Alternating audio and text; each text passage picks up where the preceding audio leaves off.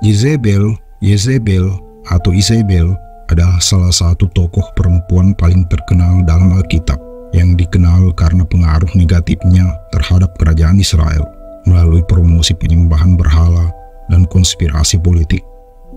Yezebel hidup pada abad ke-9 sebelum Masehi dan merupakan istri Raja Ahab dari Israel Utara. Ia adalah putri Etbal, raja dan imam di Sidon yang merupakan wilayah Fenisia, Lebanon saat ini. Namanya sering dihubungkan dengan kejahatan, ketidakadilan, dan pengkhianatan dalam sejarah Alkitab. Yezebel berasal dari lingkungan yang sangat religius di Fenisia, sebuah pusat budaya dan perdagangan kuno yang sangat terkenal. Sebagai putri seorang raja dan imam, Yezebel tumbuh dalam tradisi penyembahan dewa-dewa Kanaan, terutama Baal dan Azera. Baal adalah dewa badai dan kesuburan, sementara Asera adalah dewi yang diasosiasikan dengan kesuburan, cinta, dan perang.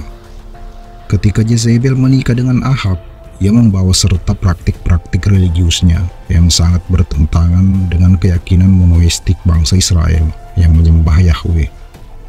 Pernikahan Yezebel dan Ahab didorong oleh alasan politik dan aliansi antara Israel dan Fenisia. Pada saat itu, pernikahan antar bangsa-bangsa biasa dilakukan untuk memperkuat hubungan diplomatik. Namun aliansi ini membawa pengaruh negatif karena Yezebel memperkenalkan dan mendorong penyembahan Baal secara terang-terangan di Israel, sebuah tindakan yang dianggap sebagai penyimpangan besar dari kepercayaan Israel pada Yahweh. Salah satu aspek paling signifikan dari kehidupan Yezebel adalah peran sentralnya dalam menyebarkan penyembahan Baal di Israel. Ia tidak hanya mempraktikkan agamanya sendiri, tetapi juga mendorong bangsa Israel untuk mengikuti keyakinannya.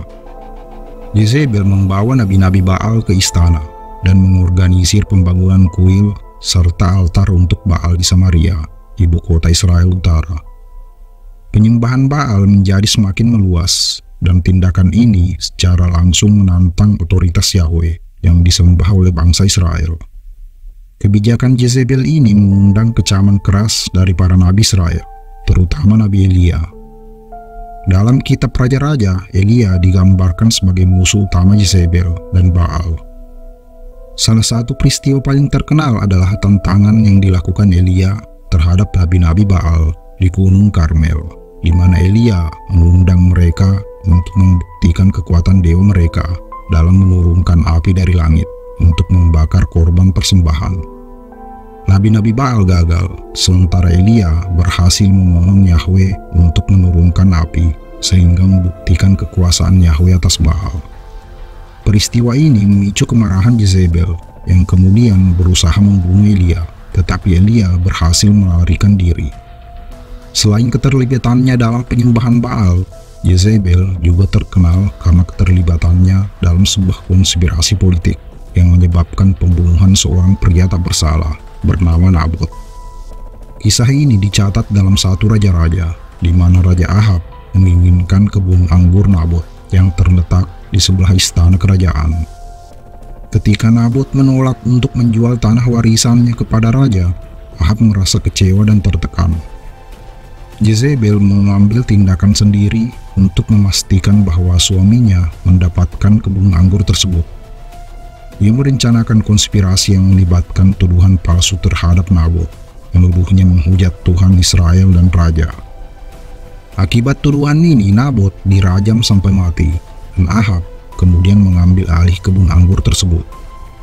Tindakan Yezebel ini dianggap sebagai simbol dari ketidakadilan dan penyalahgunaan kekuasaan, dan hal itu membawa kecaman keras dari Nabi Elia. Elia meramalkan bahwa keluarga Ahab akan dihukum dan Yezebel sendiri akan mati dengan tragis.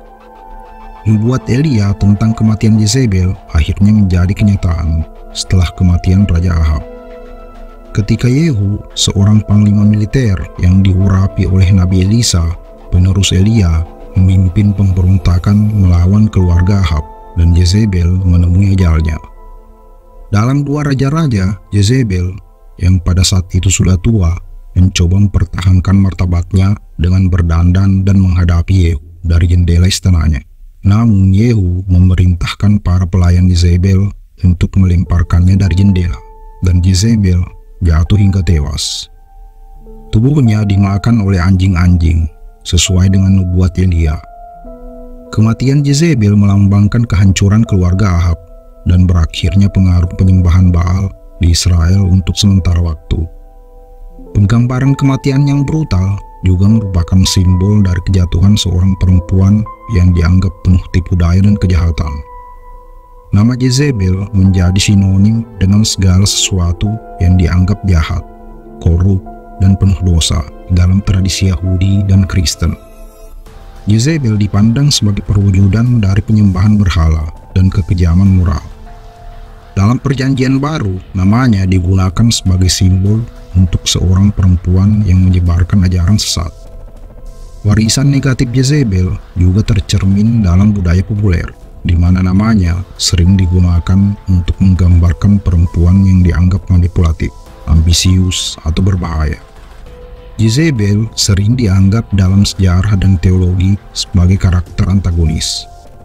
Namun, beberapa peneliti modern mencoba meninjau kembali karakter Jezebel dengan pendekatan yang lebih kompleks.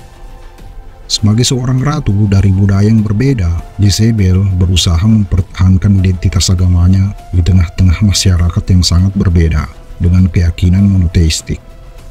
Dalam konteks ini, Jezebel mungkin dapat dilihat sebagai sosok yang kuat dan berpengaruh yang menggunakan kekuasaannya untuk mempertahankan tradisinya sendiri. Namun, tindakan-tindakannya seperti pengorbanan Nabot dan usahanya untuk menghapus penyembahan Yahweh tetap dipandang sebagai perbuatan jahat dan tidak adil. Pengaruh negatifnya dalam kehidupan politik dan religius Israel sangat nyata, dan hal ini menempatkannya sebagai simbol penyimpangan moral dalam tradisi Yahudi dan Kristen. Terima kasih sudah mampir. Jangan lupa like dan subscribe kalau suka. Juga silahkan komen untuk saran dan kritiknya.